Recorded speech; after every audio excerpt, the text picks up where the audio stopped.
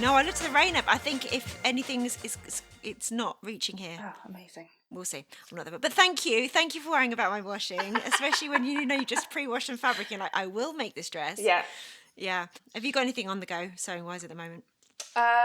Christmas presents. Oh really? Oh God, I literally haven't started my Christmas present sewing yet. Are you planning to? Yeah. Oh my God. What are you making? I decided to make every member of the family a lined tote bag. Like a really simple one using, I've got, you buy fabric for a pattern and it tells you need so much, but then you've got like 50 centimetres left over. Yes. So anything that's like slightly heavier weight, like denim or whatever, that's the outside. And then I've got loads of viscose that's just left over. It's too big to want to throw away. So I've literally like pieced bits together. Nice. Patchworked pieces. Oh, fun. Yeah, because I feel like viscose, it's tricky to use that in scrap kind of projects, don't you think? Yeah. Like, it's not like a stable woven. It doesn't lend itself to a bag very easily, but lining is the way forward, I think, isn't it, with those kind of viscose scraps? Yeah. I love that you're like, every member of my family. Everyone's getting one. I hope you've got a tiny family. Oh, yeah. There's 12. I'm doing... Well, there's 11 and then me as teacher. Wow. Okay. So... Are you production lining? No, because they're all different colours. Oh, yeah, you can't use the same thread. So, yeah. But I've done nearly 4. The aim is to get it all done by Friday. I haven't even started, so you're fine. What are you planning to make? Okay. A scrappy sweatshirt for my husband, who's meant to be going out tonight. It's like, great, I can start. Nice. No, he's cancelled. Git. And, okay, this is ridiculous. Weighted snakes. Do you know what I mean? I think so. Like toys?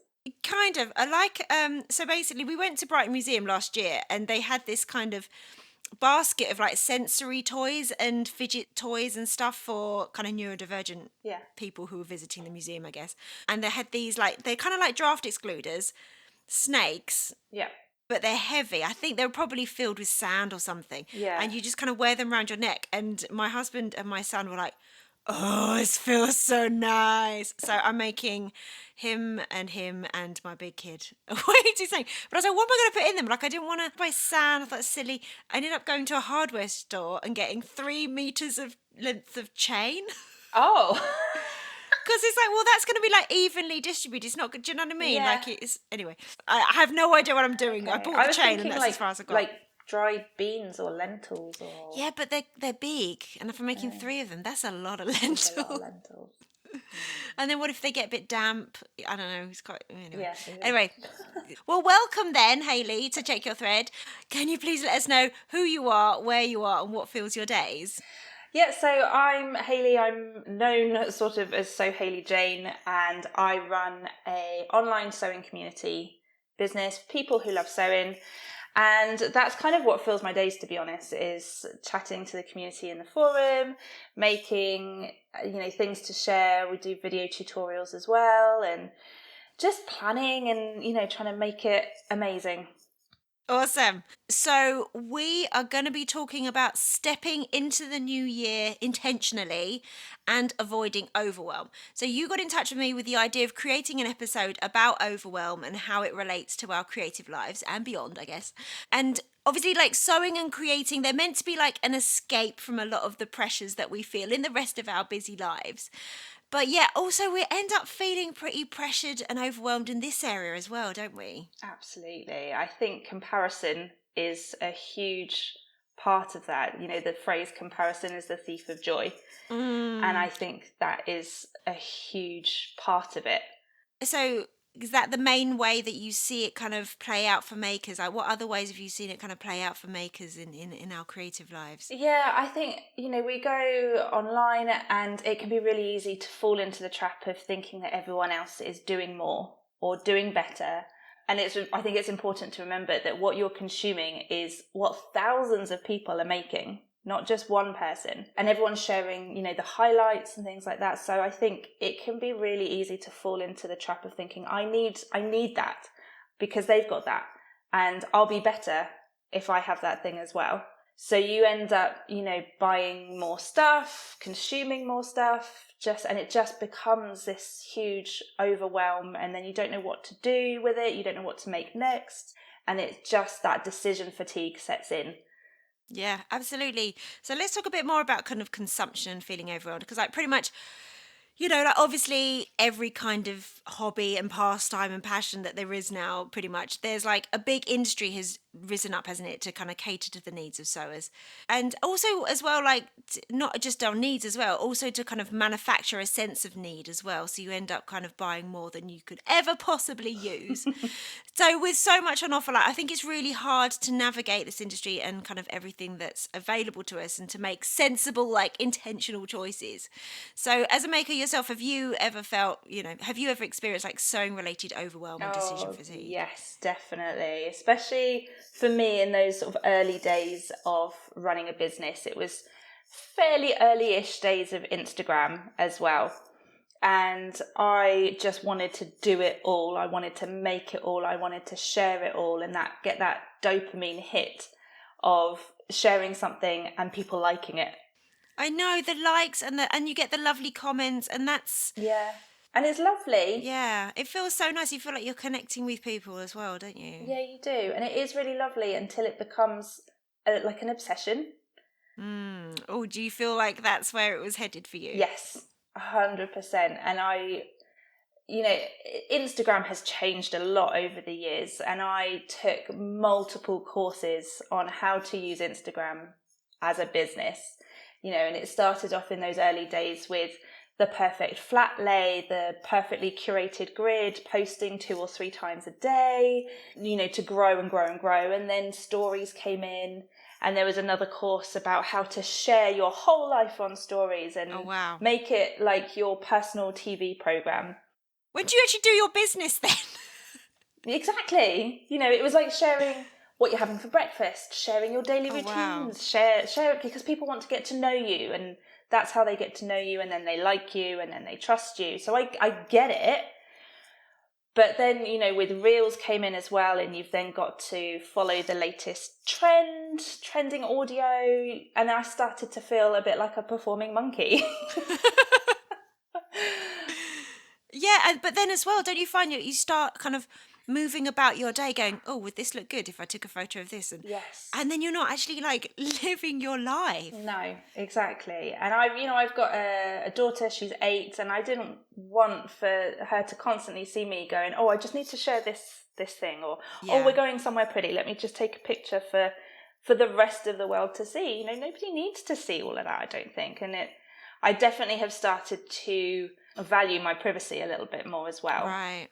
Was there a tipping point at some point? Was there something that, or was it just kind of like it built up and you're like, yeah, no. Yeah, no, I think it was building up, and I was getting frustrated because of the way, from a business point of view, Instagram works.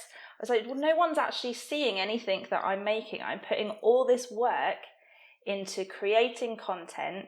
I've got over 12,000 followers on Instagram, and maybe 2,000 people would see it. And it was just like, well, this isn't working anymore from a business point of view. And if I'm feeling like I don't want to perform for everybody and that's not working anyway, then what's the point here? How is this working, Absolutely. I mean, when you were emailing me as well, you were kind of talking about how in your email you noted that apps like Instagram, they're not designed for creativity, they're designed to keep your attention in the app. Yeah. So things are moving quickly. So anything that you are creating, it's gone in like a millisecond, isn't it, Yeah. for somebody, because they're not designed, the app's not designed to kind of like rest your eyes upon something and actually consume it even, and then maybe react or respond, or Yeah, and I think even like that's then playing into the rest of our lives. Your attention span is getting worse. Even watching YouTube videos, I'll start a YouTube video, and then if it's not grabbed my attention instantly, I've moved on to the next thing. Yeah. And it's that case in a lot of other areas of our lives. So do you know what? And this is the most ridiculous example, but the example that the way it manifested for me recently was like I was talking to my kids about Bagpuss. Okay, so for maybe international or younger listeners, Bagpuss it was kind of like, I think it was like a stop motion kind of animation, wasn't it? In the 80s, I want to say. Yeah. And it was kind of centered around, I think it was like a junk shop or like an antique shop, and there was a cat called Bagpuss Yeah. whose main activity was sleeping. This is the energy level of this program. And there was other characters. There was a doll's house, wasn't there? And there was all these other little characters and the clockwork cuckoo clock thing and everything. It sounds trippy because it was. So I was telling my kids about Bagpuss and they were like, what are you talking about? So I was like, right, fine, stay there. So I found some Bagpuss on YouTube and I couldn't watch it. Like the pace was glacial and I just like, I couldn't watch it because it was so slow. And I was like, this was literal entertainment for me as a child. And now as an adult grown woman, I can't watch it because it's so slow. Yeah. That says a lot, doesn't it? It does. And I think that's the case with kids as well. That the movies that they're bringing out now are designed to grab their attention straight away. So when I've tried to watch some slightly older movies with Mia, and it takes, there's a lot of build up before anything actually happens. She's better now that she's a bit older, but when she was younger, she was like, "Nah, I'm bored, I'm out." Yeah. It's not grabbing me. It's so true. I was trying to watch, that Next in Fashion? Yes. Yeah, I was trying to watch the second season because people were saying, oh, it's really good. And something about the way that they'd kind of edited it and filmed it, it was like the camera never rested for very long. Even when you were being shown like the designs and sketches that the designers had done, the camera was moving all around and I just got like a headache. I was like, I can't watch this. Yeah. It was like they were trying to turn a whole program into like a YouTube kind of short, and it was like, it was like I'm getting sort of dizzy watching this thing. Yeah, and that's the thing from, like, I was saying about taking courses on how to use Instagram to run a business. The newest ones were, right, your reels need to be 3 to 5 seconds long because then people will stay on your reel longer because they need to read what you've written, so they'll watch it over and over again. So then you get more engagement, and that's really good. And like I said, it's not designed for creativity. I think Instagram has some incredible benefits if you use it in the right way to get inspiration, to see what patterns look like on other people. Yeah. But, I have fallen into the trap of researching something on Instagram and going, right, that's what I'm going to go in there for. I'm going to research this thing, and then Instagram will show you something that looks kind of interesting. And you click on it, and then half an hour later, you're still scrolling and you've forgotten what you went on there for in the first place. Yeah, what was I actually here for in the first place? Have you ever taken a break from it? Not massively. Like I have massively reduced the amount of time that I'm on there. I've set app limits. My husband actually, he set the code if I wanted to use it for longer. So I don't know what the code is. Oh, wow. So I have to actually ask him to enter the code if I want more time. Oh, it's like you've given yourself parental control over to somebody else. Yes, exactly. Yeah. And I've sort of, I delete it off of my phone. So I try to use it on my computer more than on my phone. There's some things you can't do. I find it intolerable on the computer. Yeah, there's some things you can't do on the computer. So I do have to sort of re-download it every now and then if I need to share something. But yeah, so that's sort of what I'm trying, and over Christmas I'm planning to take a couple of weeks off. Wow. Planning to. You're a stronger woman than I. Famous last words. But let's get back to kind of the consumption and the kind of overwhelm, because you say like Instagram and other places are designed to kind of keep us buying, and that's so easy. So I know that you recently had a shift in your business. Your original business model was designed to try and help crafters reduce decision fatigue. But in the end, correct me if I'm wrong, but from what you were saying in your emails, in the end you felt that it was kind of potentially contributing to a sense of overwhelm and unnecessary consumption. Can you talk about that, please? Can you tell us about your original business and then the kind of the shift that you felt? Yeah, so the original business was a sewing subscription box, so a monthly box that I would send out with curated fabrics and patterns and notions.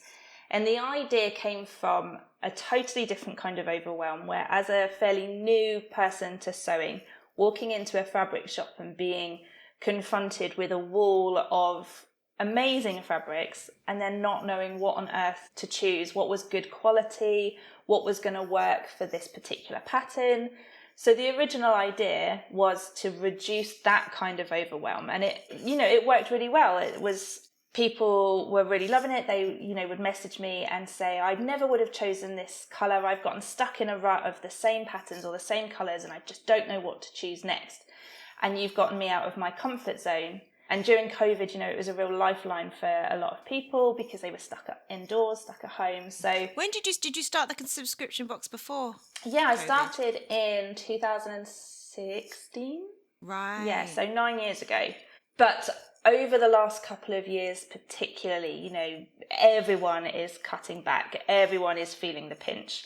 So our numbers were going down, and the biggest reason people were giving for cancelling was that their stash has gotten overwhelming. They need to save money.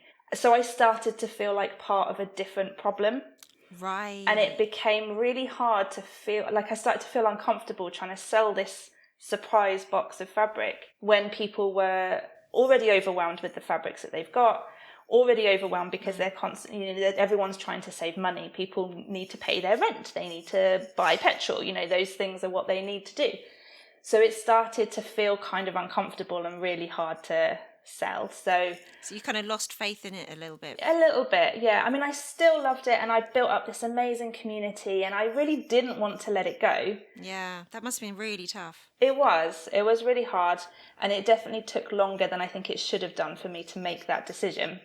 Oh, but it's your business, it's your baby. That's not an easy thing to suddenly walk away from. No, exactly. And there were lots of other reasons why it was no longer working, why it was time to close the doors.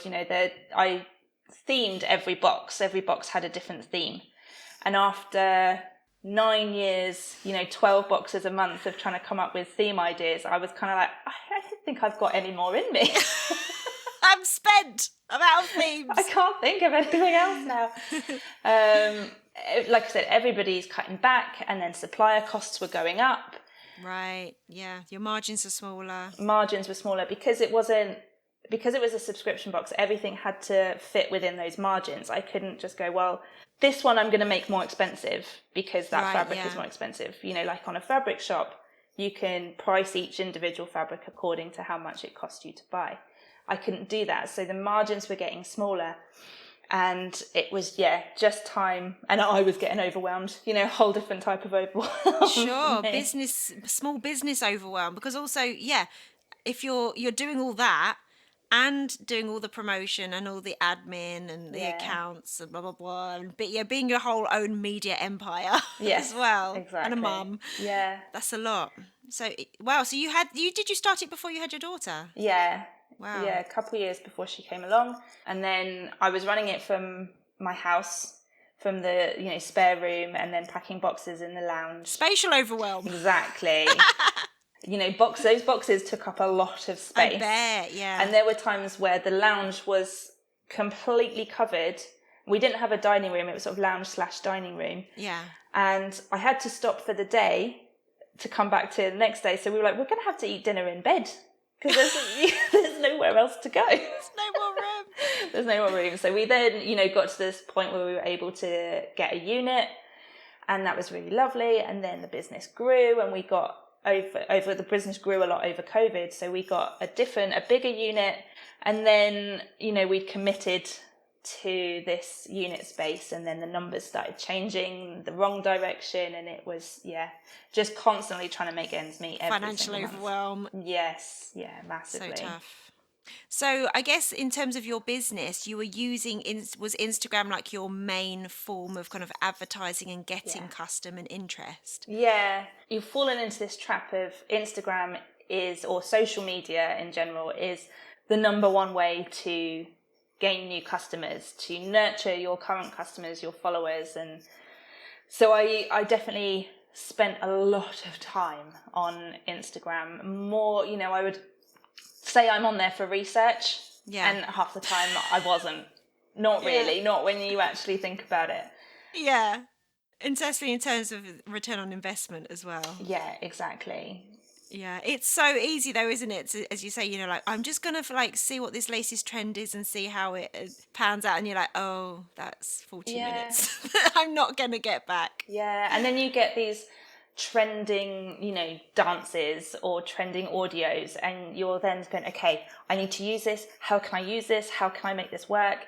And then Yeah, who's doing it best? What can I learn? exactly, shall I do it like that person? Let's go through all the previous videos that other people have made and see which one's the best one. Which one should I be like? So you then spend a whole day creating a short reel. 3 second long reel. Yeah, like you say, return on investment, it was not there because And then it got 200 views or something, and one click through. and because Instagram doesn't want people to click off of the app. So if you're trying to get people to head over to your website, Instagram doesn't want them to do that, so they then wouldn't. It's like link in bio, please. Yeah. But that's the thing, that phrase, link in bio, became this thing where Instagram was like, okay, if someone said link in bio, then we're not going to show it. Wow. So it became not the ideal way. And I don't know what the ideal way is for a small business to grow their business. Yeah. Because in a sense, it feels, I think, for as a small business, it feels like the ideal thing in that it's free. Yeah. You have to put the time in. Yeah. But you're not paying ad agencies. You're not putting ads in magazines and stuff. Because that's expensive. That's so expensive. But in terms of the time you're putting in, it's not worth it. And in terms, as well as you say, like as a creator and business owner, that's one thing. But it's also, you losing that time as well as a sewer, as a maker, as a kind of consumer as well. It also feels like kind of disproportionate in terms of the value I think you get often, isn't it? I remember I did an episode recently with Gina Wigger, the creator of the Winter Care and Repair Challenge, and that was episode 208, and she talked about asking, like, once you've used a chunk of time, like, did that time hold value for you? And like that kind of really blew my mind, in that, like, you can look back and think, was that half a day spent, or that 40 minutes, depending what your role is, what your intention is, but very rarely it's holding that value, isn't it? And you kind of think, like, you could have been sewing. Yes. You could have literally, like, rather than spending endless time like researching patterns and projects and potential fabric and pattern combos, like, you could have made a start on the project that you've got the stuff for. So I've just become a little bit obsessed with that, and I guess that maybe the definition of, like, how your time holds value that's going to be different for everyone, isn't it? Yeah. Don't get me wrong, I'm not anti Instagram. I think No. I'm really not anti Instagram. No. I say that right now. Definitely not. And I think it has incredible value for finding the inspiration. There is an insane wealth of knowledge, people posting tips and tricks to expand your sewing skills and things like that. If there's a particular pattern you're interested on, you go and see the hashtag, see how it looks like on someone who maybe has a similar body type to you. So it is incredible, but I think the trick is to be really mindful of how you're using it, how much time you're spending on there, how much you're consuming. Go on there to research the thing that you want to see, find it, and then get off and get back to sewing. Get out. Yeah, so where or when do you tend to get your ideas for sewing projects? So I think firstly I try to identify any gaps in my wardrobe. I'm not a huge trend follower in any respect. So I try to either identify a gap in my wardrobe or identify a gap in the skills that I maybe want to learn. Ooh. What's a gap of a skill that you've what I mean by recently? that is, I think if you're identifying gaps in your wardrobe, you're going to sew, I don't know, t-shirts, jumpers, that kind of thing. Yeah, let's be honest, it's leggings. Yeah, exactly. And you maybe go, well, I've got a wedding coming up. Do I want to spend time making something pretty that I'm maybe never going to wear again? But actually, that's going to enhance your skills. That's going to teach you some new techniques that you maybe wouldn't use, or you wouldn't use if you were sewing a whole bunch of t-shirts or leggings, So I think, a big part of sewing is the fact that you're constantly learning, you're constantly educating yourself. So that's sort of where I'll start, what do I need in my wardrobe, or what do I want to learn next? Places like the Fold line is great for going on for pattern inspiration. There's a new tab where you can see any new patterns that are coming out, and then you can, once you've found the pattern you like, you can head onto Instagram and check out the hashtag and see what it looks like. I think another good tip, if you like, is if you're keen to reduce the amount of time spending on social media, but you don't want to miss out on new fabrics, new patterns, and I don't think any business will hate me for saying this, join their email list. That's so funny because that's so often what people say, like, get off the email list, get off the email. You're like, no, get on the email list because it's like a little digest and you don't need to spend all your time on Instagram. And you can have a quick scroll when an email comes through, and if you like it, you'll then go onto their website.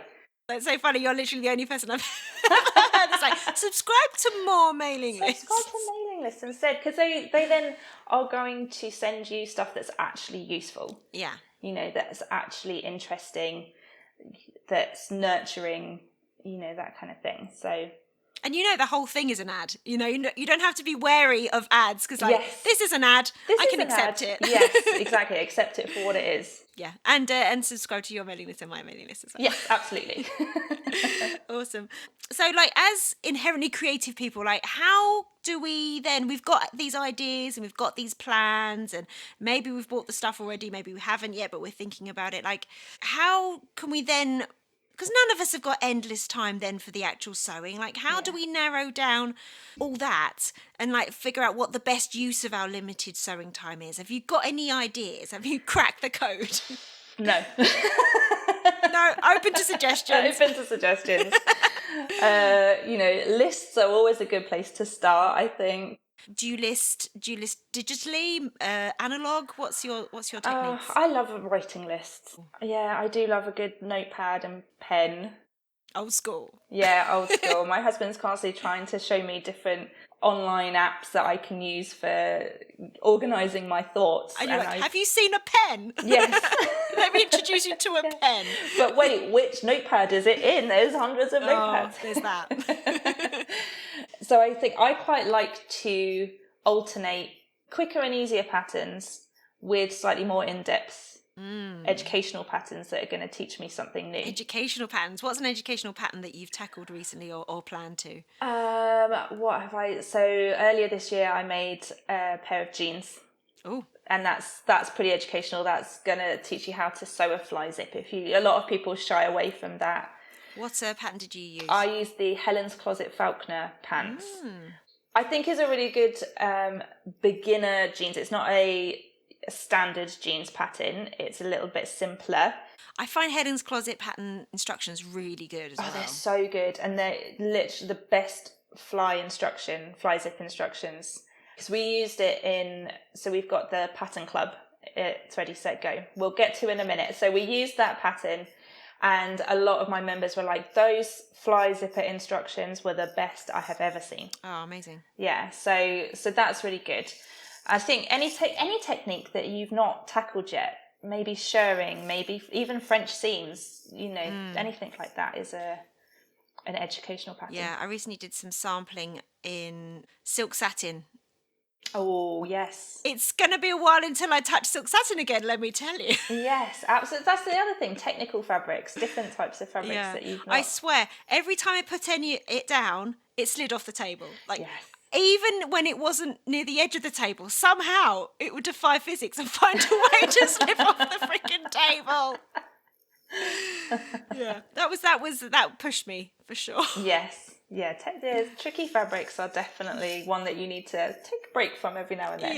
Yeah. But I have been inspired recently to try some new to me fabrics. Like I recently bought some kind of quite dense lace. I'm like, okay, because I used some broderie anglais to do a couple of sample garments for Fabric Godmother kind of in the autumn time, and I was like, oh, like something about that kind of, I don't know, the sheerness, and then also playing with the opaqueness and using different bits. I was thinking, oh, okay, that kind of switched me on to that kind of fabric. So then I was at Walthamstow with a Check Your Thread kind of patron meetup, and we went fabric shopping, and they had this kind of really dense lace. And I was like, this is very Suzanne. This could be very good. So I bought some, and I'm like, oh, okay, I need to think this through a bit, because it's like pattern choice, and am I going to combine some other fabrics? I don't know. Yeah, and with something like a broderie anglaise or a lace, it's then how do you finish the seams, because it's going to be visible as well. So what's the best way do you use a facing? Do you bias bind? You know, lots of neat things. Do we pray the overlocker doesn't chew it up? Yes.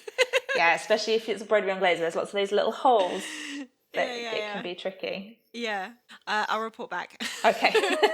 I'm not in a rush to tackle it. I'm still having that endless debate on pattern choice, because it's a precious thing now. Yeah. Yes, cutting into the precious fabric is always a tricky one, isn't it? So what does your stash look like? Talking of overwhelm and consumption. So where we wrapped up the business, obviously I had a unit there, so I had more space. You had a professional sized I had stash. a professional size stash, yeah. And then I moved everything home and I've not got as much space. So I always measure my stash in IKEA Kallax units. Ah, the international unit of stash measurement. Yes, exactly. And I have two. I have a very modest 2 Kallax boxes. What? Yeah. Two of the squares. Yeah. I thought you meant 2 units. No. Oh gosh, I know. I've not got enough space. That's nothing. How are you like I had a unit full and now I've got 2 Kallax squares? How? I had to massively reduce it and get rid of a lot. There was so much, that's the other thing, there was so much in my stash that I'd had for years and had never touched. I'd never used it. So I was like, well, if I haven't already used it, am I going to use it? So what did you do? Did you sell? I sold it, yeah. Wow. Where did you sell? So at that time I had an online shop for selling any remnants, any leftover bits from the boxes. So I put everything on there at a reduced price and got rid of most of it. Anything that didn't go, I donated. We've got a scrap store near me in Southampton, so I took a lot there. I put stuff on Facebook Marketplace. I had someone who runs sewing lessons, and I'd even put in a few items of clothes that I'd made over the past and then never wore. And I was like, you can't take that to a charity shop. So here, maybe you might like to cut this up. And actually, she sent me a message last week and said that one of her members actually really liked this particular dress and she's taken it and she wears it all the time. So that was really nice. Yeah. That's what you want. Exactly. And I was like, oh, somebody is wearing something that I have made. And I don't know who it is or where it is, but that's quite a nice feeling. Fun. It's out there having its other life. Yes. So let's talk about your current sewing business. Can you tell me about it? Can you tell me what its goals are, in particular in terms of the topics we've been discussing about overwhelm and decision fatigue? Yeah, so a big part of the subscription boxes that I loved was the community that I had built up over 9 years. I included a little magazine every month where I would interview members of the community or my subscribers. I'd have a make. Oh, so you also had a publication basically on top of everything else. On top of everything else, I had a little mini magazine. Yeah. So it was the community that I was falling in love with, and I really wanted to nurture that. So I actually added Thready Set Go, which is the online community, as sort of an extra, a value add to the boxes originally. So you could either, if you subscribe to the boxes, you had free access to everything on the Thready Set Go, or you could subscribe just to Thready Set Go on its own. So we sort of built that up, and then when we decided to close the subscription box, I was like, well, I can keep Thready Set Go and I can nurture that and I can grow that, and fingers crossed I can make that my full-time business. And so, yeah, it's lovely. We've got a forum which is free to join. You can join the forum completely free. And that's kind of my way of trying to help people who don't want to use social media, but still want to share what they're working on, still want to talk to people, because it's not designed to keep you there, which is the difference. People might be like, well, why should I join this if you're telling me to get off Instagram, but then I'm on this different platform? It's designed for you to have a little chat and then go away and sew. Go on with your life. Get on with your life, yeah. What kind of topics are discussed in the forum? So we've got a sort of there's a general chat where anything that doesn't fall into any other particular topic. We've got pattern picks. So if you've made something and you want to share what you're making. We've got equipment and tools. So if someone wants to ask for a recommendation of a new sewing machine or a particular tool that they've discovered and think it's amazing. Recently I added project diaries, so you can, if you're working on something, you can sort of document it and share what you're working on, kind of like an old school blog I remember them. Yeah. I mean, they're still around. They're still great. I know. I've still got one. Still got one. I've still got one. I don't use it very much. I need No. to get back to it. I do mine once a month these days. Yeah. So that's really lovely. And we've got people from all over the world on there as well, which is really nice. And people are chatting and sharing. Really, really nice. And then we've got a couple of membership options. So we've got the community membership, which is where I host multiple online socials every week. I was looking at the calendar. You've got a lot going on. I have got a lot going on. This is my job now. So at the moment, I've got 3 a week. That's a lot, because that's a lot of organising. It's not just finding the time to host the thing. That's a lot of organising, a lot of scheduling. There's a lot I know that goes into that. Yeah. A lot of getting everyone to be quiet around. Well, luckily, it's just me, Andy, and Mia in the house, and I've got my little sewing studio, so I can shut myself away. That Mia's very quiet anyway. She's not sort of a screamy, running around the house child, and she knows when Mummy's doing this that she's got to be quieter.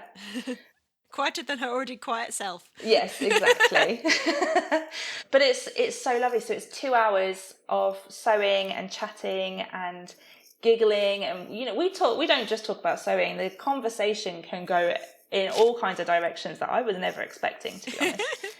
I never come away from those socials feeling depleted, feeling the energy drain. I always come away from these socials feeling uplifted. Even when I'm absolutely exhausted, I still come away and I'm like, a big sigh, just like, oh, that was lovely. It was so nice. It's always different. Sometimes it will be really chatty. People will be chatting, giggling, and because I'm hosting, I don't get a lot of sewing done. This is another thing. I started the subscription boxes thinking, oh, this is great. Start a business related to sewing and I can sew all the time. It doesn't happen. And same again, I was like, oh, I'll start these sewing socials. It will give me a chance to do some sewing. No, it didn't. No. But I love it. It's so nice. And then sometimes people just kind of want to get on. It's just nice to sew next to somebody sometimes. And if people finish something, they do a little twirl or ask questions if they're stuck on something. Like, people come because there's the in-person socials all over the place, but sometimes it's not easy to get to them. Maybe there's not one local enough to you. Maybe you don't drive. Maybe you've got kids. Maybe you've got physical or mental health issues that make it hard to get out of the house. So it's become a lifeline, a different type of lifeline for people, which is really, really nice. Yeah. And for me, what I like about an online sewing meetup than an in-person is, like, when you have to go somewhere, you have to gather all your stuff, and I invariably forget something. Yes, exactly. And you don't have to take your slippers off. More importantly, I'm still in my joggers. You can stay in your pajamas if you like. No one sees anything more than sort of your head and shoulders anyway. And there's no judgment. There have been many times when I've been in pajama bottoms and no one can see. And even if they did, they wouldn't care. Okay. They don't care. They probably ask you where you got the pattern from. Yeah, exactly. And it's lovely for even people who are a little bit shy. You can turn your microphone off. If you don't want to be on camera, you can turn your camera off and maybe just give me a little message beforehand to say, I want to join, but I'm feeling a bit nervous, a bit shy. I don't want to talk. I just want to listen. And that's absolutely fine too. And I've had people who have done that and then have started to sort of come out of their shell a little bit more and turn the camera on and start talking, which is really, really nice. Well, super nice. Yeah. So, we're at the beginning of a new year. What are your hopes for yourself and your business, and maybe even more broadly for the sewing community? So personally, if I can run a business that doesn't rely on social media, then that would be incredible. But yeah, I just really love nurturing the community, and I just want to carry on doing that. The more members that we get, I'm hopeful that I can then add more socials and even socials around the world and get other people sort of hosting them for me. So it would be nice to have a social running like more than 3 times a week. I can't do all of it, unfortunately. As much as I wish I could, I can't. So that would be really amazing. People are really craving the community and real connection and real conversations. So that's what I want to facilitate for everyone and nurture. Lovely. So more of the same. More of the same. More, more, more. More. Cool. Okay, so what tools would you recommend those of us who are wanting to prioritize our creativity, reduce our overwhelm? Do you have any tips or tools that you can recommend that we use? Use your husband. Well, what? Oh, so for example, what is the app, or how does that work? So I have an iPhone and it's just in your settings Oh, where you can set app limits in your settings. So whether you feel like you can do half an hour, 15 minutes, set a limit, it does, it pops up once you've reached that limit. It says, do you want more time? And, you can say yes, or you can go, no, okay, I'm going to step back. If you've got someone in your household that can set a code for you, then you're kind of like, okay, yeah, no, I've had my time. I'm done there. so you can do that within the settings of an iPhone. Yeah. You can set a code. Yeah, you can set a passcode. Wow. Okay. It's really, really handy. It was my idea. It wasn't Andy's idea. He's not like, you're spending too much time. He's not, no. I'm a big procrastinator, and I think social media facilitates procrastination, and I needed to focus more. So that was one thing. My other big tip, it's going to sound very out there, is to get an alarm clock. Whoa. I know, shocking. Because a good night's sleep will always be helpful for your creativity. Okay, I'm feeling very attacked right now, Hayley. Sorry. Very personally attacked. I spent far too long, getting into bed thinking, well, I need my phone here because it's my alarm clock, and I'll just have a quick late night doom scroll. And then it's an hour later, and actually I could have read a book or Gone to sleep. Yeah. So I leave my phone outside of my bedroom now. The other thing I think is delete any apps that don't work for you. I had TikTok and Threads. I didn't like TikTok. It just enraged me too much, I think. So I was like, why do I have this? Delete it. It's gone. And then, of course, join Ready, Set, Go. Yay! So is that desktop? Is Yes. there an app? There's not an app. I hope one day in the future there will be, but it's not. It's desktop website online. So Okay, so where can people find you and Ready, Set, Go? So it is just threadysetgo.com, and that is where you'll find me. I'm not going to tell you to follow me on Instagram. That'd be a bit disingenuous, wouldn't it? It would a little bit, yeah. But if one wanted to. Yeah, if I wanted to, I'm still so Hayley Jane there. But yeah, Ready, Set, Go. It's free to join. The forum's free. You can come and chat. And just join the community. It's lovely. Lovely. Oh, thank you. Well, thank you so much. Thank you for talking about these really important topics. And I really hope that maybe they inspire some people to be a little bit more mindful going forward and thinking about how they want to spend their limited free time in 2026. So thanks again. Thanks so much. Thank you so much for having me, Zoe. It's been a pleasure. Thanks so